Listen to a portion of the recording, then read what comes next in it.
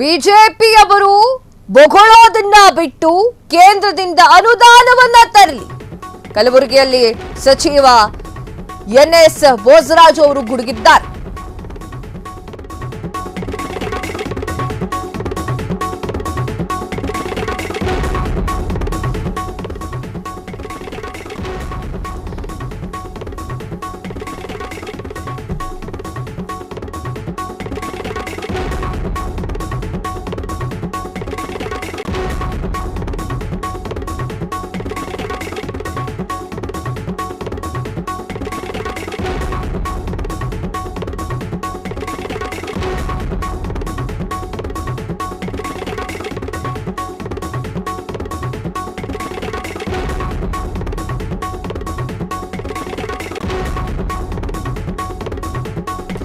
S, BJP ಅವರು ಬೊಗಳೋದನ್ನ ಬಿಟ್ಟು ಕೇಂದ್ರದಿಂದ ಅನುದಾನವನ್ನ ತರಲಿ. ಕಲಬುರಗಿಯಲ್ಲಿ ಸಚಿವ ಎನ್ಎಸ್ ಬೋಸರಾಜು ಅವರು ಗುಡುಗಿದ್ದಾರೆ.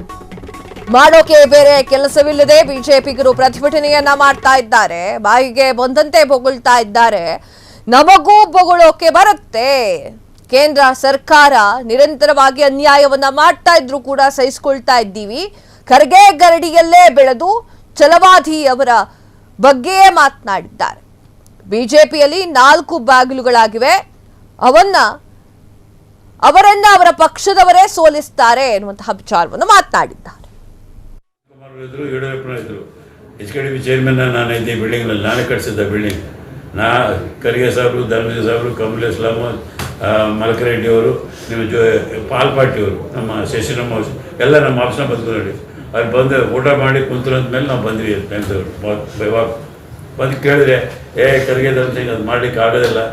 ಎಲ್ಲ ರಾಜ್ಯಗಳಲ್ಲಿ ಕೇಳ್ತಾ ಇದ್ದಾರೆ. ಅದು ಬಿಹಾರದಿಂದ ಬಂದಿದೆ, ಉತ್ತರ ಪ್ರದೇಶದಲ್ಲಿ ಬಂದಿದೆ, ವಿಶೇಷ ಸ್ಥಾನ ಕೊಡ್ಲಿಕ್ಕೆ ಬರೋದು ಅಂತ ನಿಂತಲ್ಲೇ ಹೇಳ್ಬಿಟ್ರು. ಇಲ್ಲಿ ಅರುಣ್ ಅನಂತಕುಮಾರ್ ಅವರು ಇದ್ದರು, ಯಡಿಯೂರಪ್ಪನವರು ಇದ್ದರು. ಯಾಕೆ ಮಾಡಲಿಲ್ಲ? ಬಂದಮೇಲೆ ಈಗ ಬಂದಿದ್ವಿ. ನಮ್ಮ ಸರ್ಕಾರ 5,000 ಕೋಟಿ ಕೊಡ್ತಂದಿದ್ದು ಕೊಟ್ಟಿವಿ. ಅವ್ರು ಯಾಕೆ ಕೇಂದ್ರ ಸರ್ಕಾರ 1 ಪೈಸೆ ಕೊಡೋದಿಲ್ಲ?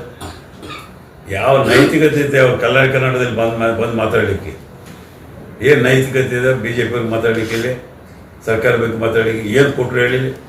ಇವತ್ತು ನಾವು ಏಮ್ಸ್ ಕೊಡಬೇಕು ಅಂತೇಳಿ IIT ಕೊಡು ಅಂತ ಹೇಳಿದ್ವಿ, ಕೊಡಲಿಲ್ಲ. ತಗೊಂಡೋಗಿ ಬೇರೆ ನಾಲ್ಕು ಕಡೆ ಬೇರೆ ಕಡೆ ಕೊಟ್ಟರು. ಏಮ್ಸ್ ಕೊಡು ಅಂತೇಳಿ ನಾವು 2 ವರ್ಷದಿಂದ ಹೇಳ್ತಾ ಇದ್ದೀವಿ. ರಾಜ್ಯ ಸರ್ಕಾರ, ಮುಖ್ಯಮಂತ್ರಿಗಳು, ನಾವೆಲ್ಲರೂ ಹೋಗಿ ಪ್ರಧಾನಮಂತ್ರಿಗೆ ಭೇಟಿಯಾಗಿದ್ರು. ಅವರು ಪತ್ರಗಳು ಕೊಟ್ಟಿದ್ದರು. ಅದ್ರ ಬಗ್ಗೆ ಇವತ್ತಿಗೂ ರೆಸ್ಪಾನ್ಸ್ ಇಲ್ಲ.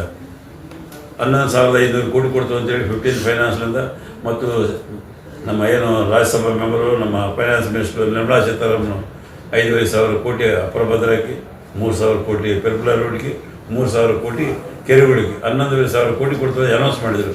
1 ಪೈಸಾ ಕೊಟ್ಟಿಲ್ಲ ಇವತ್ತು ನನಗೆ. ಈಗ ನಮ್ಮ 4.5 ಲಕ್ಷ ಕೋಟಿ ವಸೂಲು ಮಾಡ್ತಾರೆ. ನಮಗೆ ಕೊಡೋದು 55,000 ಕೋಟಿ ಕೊಡ್ತಾಯಿದ್ದಾರೆ. 1 ರೂಪಾಯಿ ನಾವು ಕೊಟ್ಟರೆ ಕರ್ನಾಟಕದವರು 13 ಪೈಸಾ ಕೊಡ್ತಾಯಿದ್ದಾರೆ.